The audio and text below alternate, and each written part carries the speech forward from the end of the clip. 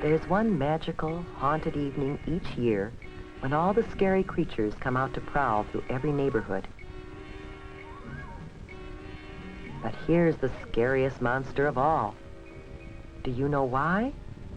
This little witch doesn't know it, but she's taking some frightening chances of being hurt, maybe badly hurt. Her costume is very, very dangerous. Can you see the things that make it dangerous? What about that mask?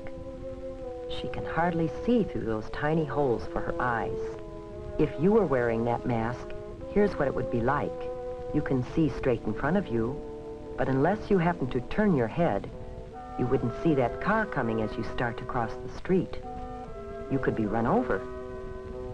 And unless you look down, you can't see that you're coming to a curb. Ow, that hurts. It's bad enough to take a tumble on hard pavement, but it would be even worse to sprawl out on the street in front of a car coming. Now let's imagine that we're in that car. Can you see her clearly? Why not? What is there about her costume that makes it hard to see her? As the driver of a car or truck, you might not see her until it's too late. And that's really scary.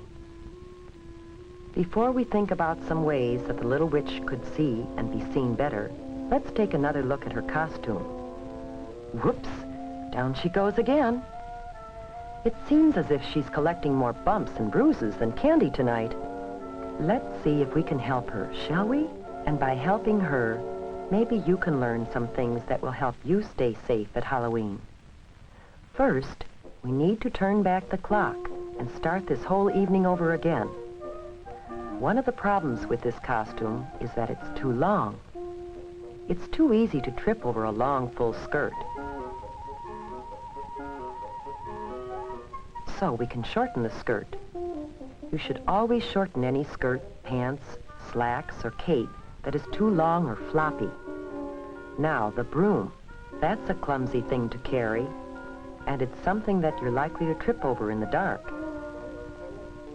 It's usually easy to shorten brooms or round off the sharp points of pirate swords and other costume parts that can trip you or scratch you. Cardboard brooms and swords are usually safer than wooden ones, but it's safest not to carry anything like that in the first place. Now, what else might we change on this costume to make it safer? What about that color? Remember how hard it was to see the little witch because of her dark costume on a dark night? We should always wear light, bright colors on the street at night so drivers can see us. What about this color? A white costume makes an unusual, different kind of witch who's more likely to be safe on Halloween night. A good way to make any costume easier to see at night is to decorate it with reflective tape or reflective patches. Some costumes come with reflective material already attached to the cloth. Here's what it looks like to a car driver. It's easy to see, even on the darkest night. And while you're putting reflective tape on the costume, you should also add some of it to the bag or container you'll use to carry home your candy.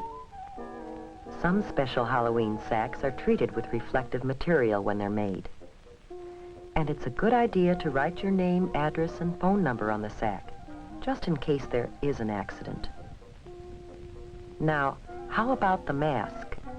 Any problem with it? Do you remember how hard it was to see out through those little eye holes? To be safe at night, you have to be able to see clearly, as well as be seen. We can improve the mask by cutting larger holes to look out of.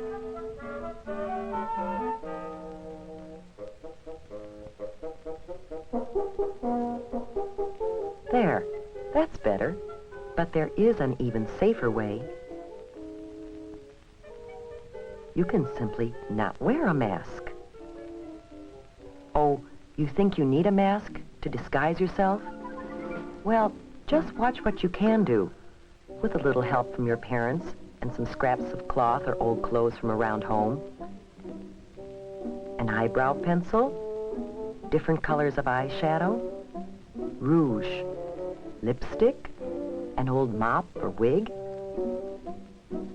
some wax teeth, maybe some clay and food coloring, and a few other odds and ends. You'd be surprised what you can turn yourself into.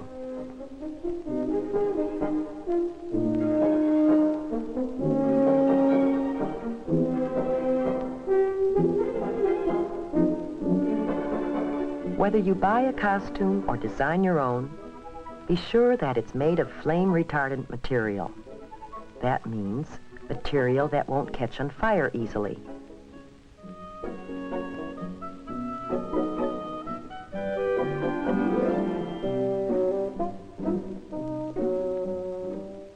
Now our little witch has turned into a beautiful princess, and her new costume is much safer. But there are a few other things you should do before going out. First, eat a big dinner. If you go trick-or-treating while you're hungry, you'll be tempted to sample some of your treats while you're out, and that's definitely not a good idea. Keep an eye on the clock. In many places, the police set the hours that you should trick-or-treat. Trick-or-treat only within those times. Neighbors should be ready with treats for you, and drivers should be more careful to watch for you during those hours.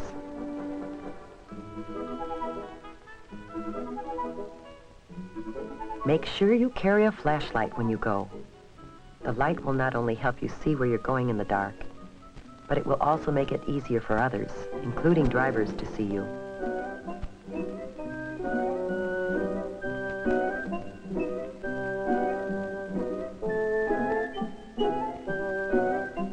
Always travel with a group, not alone. It's safer still to have a parent along to keep an eye on things. And of course, you should always walk. Riding a bicycle at night is always dangerous, but it's even more dangerous to try to ride in a costume at night.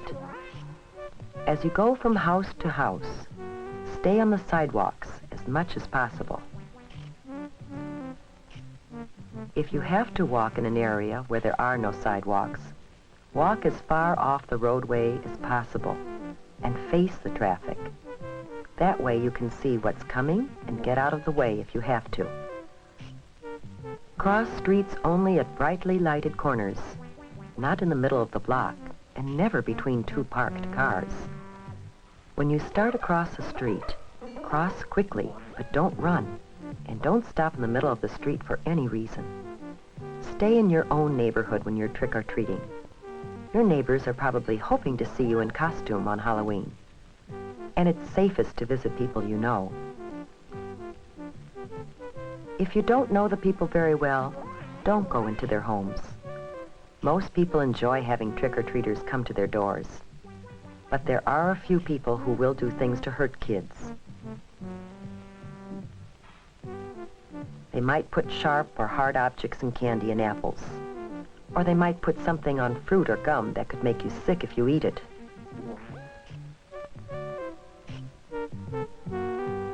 To be completely safe, save your treats until you get home.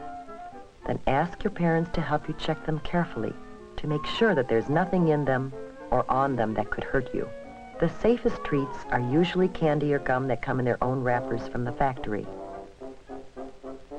Fruit should be washed before you eat it. And all candy bars and fruit should be sliced so you can be certain that there is nothing hard or sharp inside that could hurt you. If you're not sure whether something is safe or not, don't take any chances. Throw it away. But let's get back to the fun part of Halloween with the princess and her friends.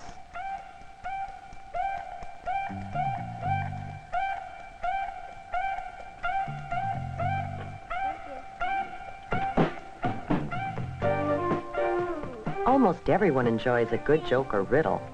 What's your trick? What you guys eat for breakfast? What? Those toasties. What's a wiener when you take out its inside? What? A Halloweener. Where does Dracula keep his money? Where? In a blood bank. Here, have some candy. However, some practical jokes and pranks aren't so funny. If you should break something, it wouldn't be very funny to the owners or to your parents, who might have to pay for it. So keep your jokes funny and harmless.